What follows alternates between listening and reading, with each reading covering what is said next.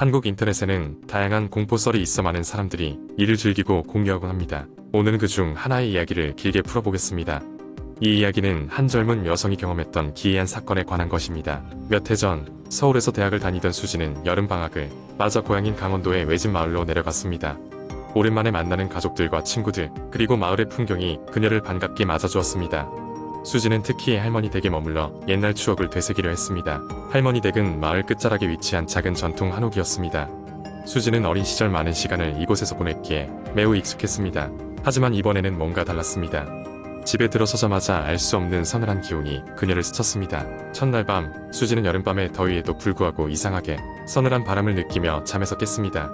창문은 모두 닫혀 있었고 이상한 소리가 들려오는 방향을 찾다 보니 천장에서 가볍지만 반복적인 긁는 소리가 들렸습니다. 수지는 그저 쥐가 있겠거니 생각했고 할머니에게 이야기하기로 했습니다. 다음날 아침 할머니에게 천장에서 소리가 났다고 말하자 할머니는 잠시 표정이 굳어지더니 조용히 말씀하셨습니다. 옛날부터 저 집 천장에서 종종 소리가 나곤 했단다. 신경 쓰지 말 거라.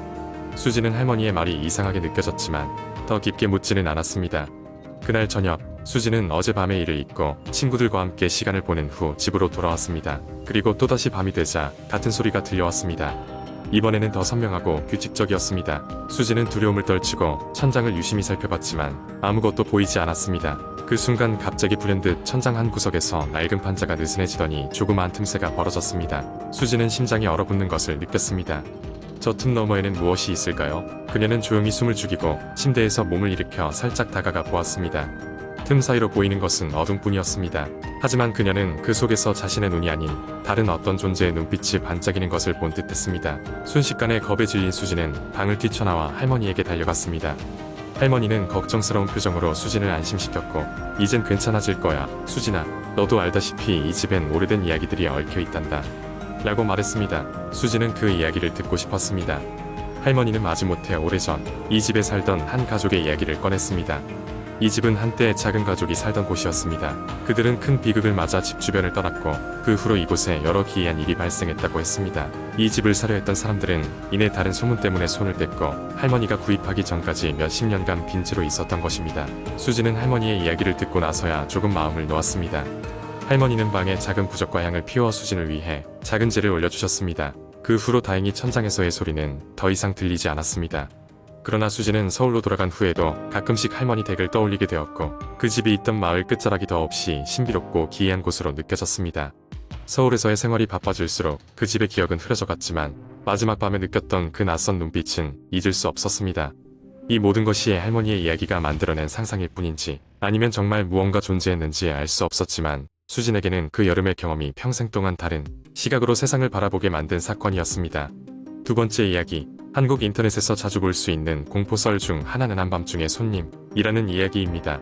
이 이야기는 심야의 귀신이나 유령과 같은 초자연적인 존재들이 찾아오는 경험을 다루며 종종 오싹한 분위기를 자아내곤 합니다. 이제 이 이야기를 길게 풀어보겠습니다. 소영은 대학에서 한참 바쁜 나날을 보내고 있었다. 기말고사를 마친 뒤 스트레스 해소 차원에서 조용한 시골집으로 내려가기로 했다. 어린 시절 가족과 자주 방문하곤 했던 외갓집이었다. 고요한 시골 마을의 맑은 공기와 낮잠을 하는 것이 그녀에게는 큰 위안이 될 것 같았다. 외갓집은 오랜 세월을 버텨온 고풍스럽고도 널찍한 집이었다. 낡고 삐걱거리는 마루와 여러 번 덧칠한 페인트 벗겨진 벽이 어우러져 정겨운 느낌을 주었다. 하지만 밤이 되면 이곳은 또 다른 모습을 드러내곤 했다. 첫날 밤, 소영은 깊은 잠에 빠져들었고 고요한 시골의 침묵 속에 잠들어 있었다. 한참을 자다 문득 잠에서 깼는데 주변이 너무나도 조용했다. 바람 소리조차 들리지 않는 정적이 흐르고 있었는데 이는 오히려 그녀를 더 긴장하게 만들었다. 잠이 덜 깬 상태로 주위를 둘러보던 소영은 이상한 소리를 듣게 되었다. 누군가 문 앞에서 소곤거리는 듯한 소리였다. 처음에는 자신의 착각이라 여겨 무시하려 했으나 점차 그 소리가 분명하게 들리기 시작했다. 들어가도 되겠니? 라는 낯선 목소리였다. 서늘한 기운이 척추를 타고 내려가는 느낌이었다.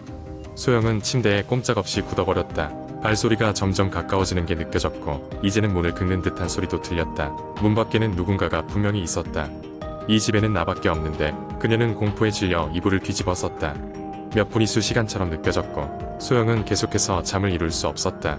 문을 두드리는 소리는 일정한 간격을 두고 계속되다가 이내 멈추었다. 소영은 용기를 내어 일어나 조용히 문을 열어보았다. 그곳에는 아무것도 없었다. 달빛에 비친 바람에 흔들리는 나뭇가지들만이 시야에 들어왔다. 다음 날 아침, 소영은 현관의 나무 바닥에 작은 발자국들이 찍혀있는 것을 발견했다. 뭔가 어린아이 같은 작은 발자국이었다. 소영은 더 오싹해져 외할머니께 전화를 걸어 혹시 이 집에 자신이 모르는 이야기가 있는지 물었다. 외할머니는 잠시 망설이더니 이야기해 주었다. 옛날 이 마을에는 외할머니의 여동생이 있었고 그녀는 소영이 발견한 것과 같은 것을 겪었다고 했다.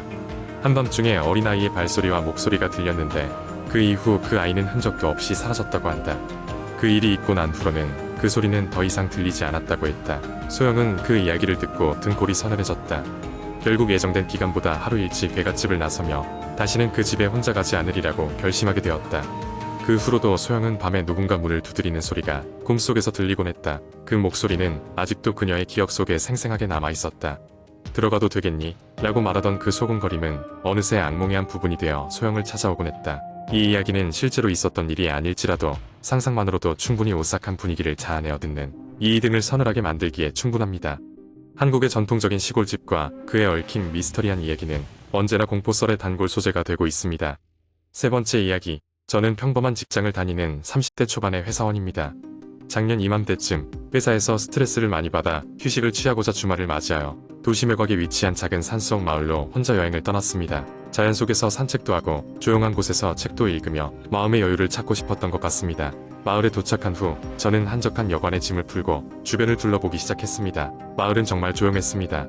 평일이기도 했고 관광지가 아니다 보니 사람 한 명 보이지 않았습니다. 하지만 제가 묵는 여관 주인 할머니는 매우 친절하셨고 필요한 것이 있으면 언제든지 말씀하라며 웃으셨습니다. 처음 하루는 별일 없이 지나갔습니다.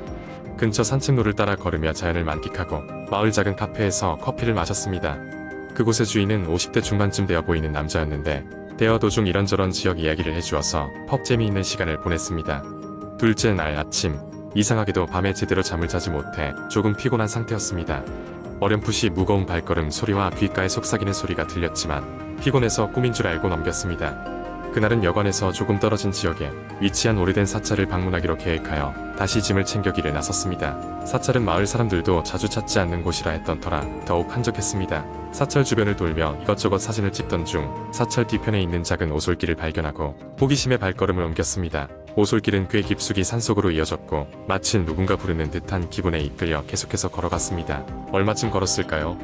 이상한 느낌이 들기 시작했습니다. 주변이 서늘해졌고 뭔가 잘못되었다는 직감이 스쳤습니다. 그러나 이미 너무 멀리 와버려서 되돌아갈까 고민하던 찰나 저 멀리 나무 사이에서 작은 초가집 같은 것이 보였습니다. 분명히 지도에도 사찰의 안내에도 언급되지 않았던 것입니다.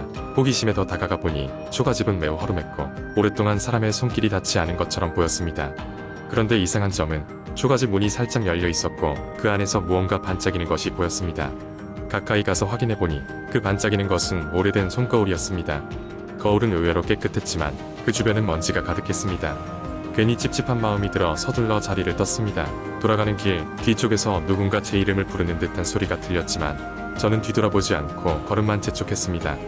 여관으로 돌아와서는 그날 본 초가집 이야기를 주인 할머니께 말씀드렸습니다. 그러자 할머니의 얼굴이 순간 굳어지며 그런 곳은 가지 않는 것이 좋다며 굳이 이유는 말씀해 주시지 않았습니다. 어두운 기운이 느껴진다면서요. 그날 밤 저는 더 이상 피로감을 버틸 수 없어 일찍 잠자리에 들었습니다. 꿈속에서 저는 아침에 보았던 그 초가집 앞에 서 있었고 이번엔 문이 완전히 열려 있었습니다. 문 안쪽에서 손이 쑥 나와 저에게 손거울을 내밀었습니다. 깜짝 놀라 뒤로 물러서려 했지만 몸이 움직이지 않았습니다. 손거울 속 제 얼굴은 제가 아는 얼굴이 아니었습니다. 눈이 없는 텅 빈 얼굴이었죠. 비명과 함께 잠에서 깨어났습니다.